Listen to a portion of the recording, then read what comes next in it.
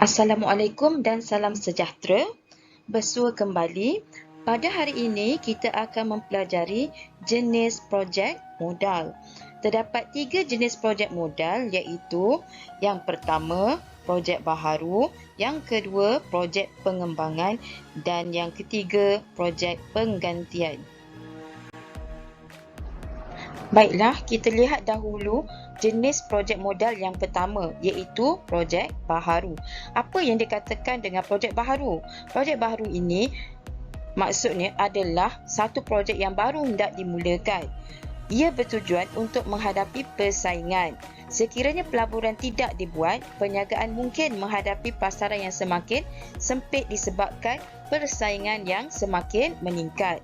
Risiko untuk melaksanakan projek baharu ini adalah tinggi berbanding projek pengembangan dan penggantian.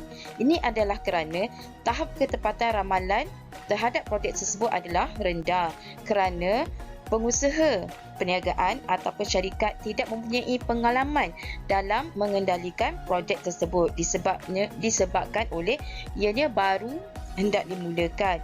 Contohnya, Encik Ahmad mempunyai perniagaan restoran. Maksudnya di sini dia menjalankan perniagaan restoran. Kemudiannya membuka kedai dobi. Maka kedai dobi itu adalah projek yang tidak berkaitan dengan perniagaan asalnya. Jadi kedai dobi itu adalah projek baharu. Jenis projek modal yang kedua adalah projek pengembangan. Kenapa kita nak melaksanakan projek ini? Ia adalah bertujuan untuk mengembangkan lagi operasi firma ke tahap yang lebih tinggi. Ia juga untuk meningkatkan kapasiti pengeluaran melalui pembelian mesin baru, membuka kilang baru, membesarkan kilang yang sedia ada atau membuka cawangan baru untuk meluaskan pasaran. Firma berupaya membuat ramalan yang lebih tepat berbanding dengan ramalan untuk projek baharu. Ini adalah kerana pengusaha perniagaan ataupun syarikat tadi mempunyai pengalaman dalam mengendalikan projek tersebut di mana dia menjalankan projek yang sama dengan yang sebelum ini. Contohnya, Encik Ahmad ingin membuka 2 cawangan restoran lagi di Lembah Kelang kerana restoran sedia ada tidak dapat menampung pelanggan yang ramai ke restorannya. So, maka dengan ini perniagaan restoran tadi dikembangkan lagi ke tahap yang lebih tinggi. Jenis projek modal yang ketiga adalah projek penggantian. Ia merujuk kepada pelaburan untuk menggantikan aset-aset firma yang telah rosak atau ketinggalan zaman. Ini adalah bertujuan untuk meningkatkan kecekapan. Firma perlu membuat pembelian kenderaan baru bagi menggantikan kenderaan yang telah rosak atau menggantikan peralatan baru yang telah mengalami keusangan. Firma perlu membuat perbandingan dari segi kos dan penjimatan yang boleh dinikmati dengan melakukan penggantian aset tersebut. Risiko bagi projek ini lebih rendah berbanding projek pengembangan. Contohnya, Encik Ahmad ingin menggantikan dapur masak di semua cawangannya kerana telah usang.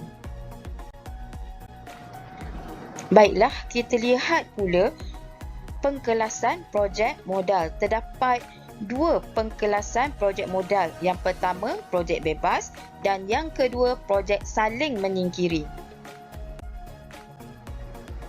Apakah yang dimaksudkan dengan projek bebas? Projek bebas bermaksud projek yang saling tak berkaitan antara satu sama lain.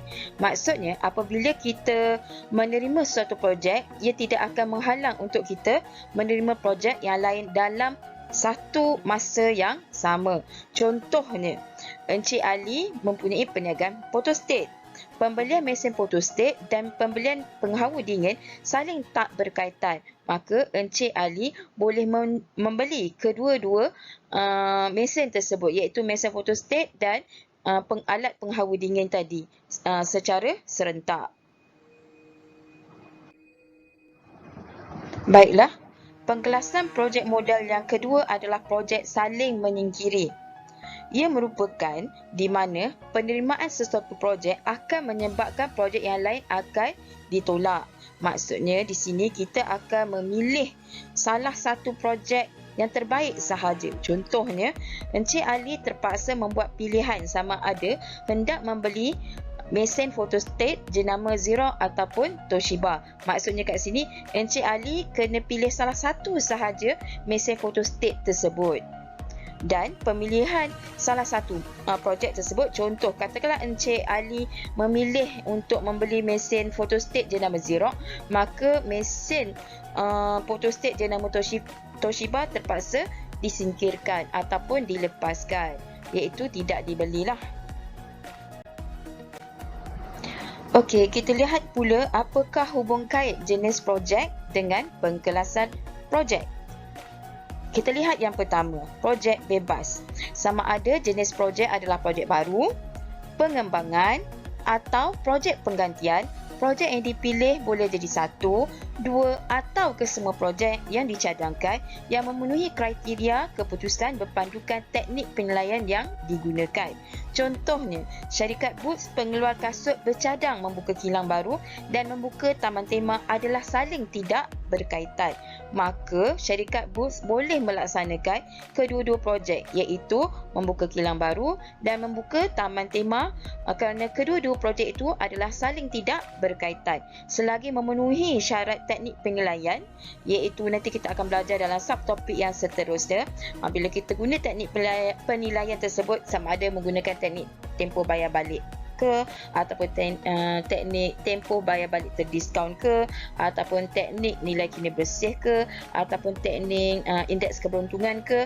So keempat cara tu katakan memenuhi syarat. So maka syarikat Boots boleh melaksanakan kesemua sekali projek tersebut.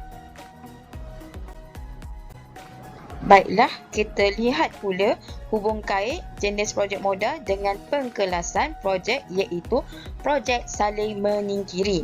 Jika salah satu projek, iaitu sama ada jenis projek baru ke, pengembangan atau penggantian diterima, maka projek lain tidak akan dipilih. Ini bermaksud syarikat hanya memilih satu projek terbaik sahaja antara semua cadangan pelaburan. Contohnya, syarikat Boots ingin meningkatkan pengeluaran kasut. Syarikat mempertimbangkan sama ada untuk membeli mesin baru atau membaiki mesin lama. Hanya satu projek akan diterima kerana kedua-dua projek ini adalah untuk mencapai objektif yang sama.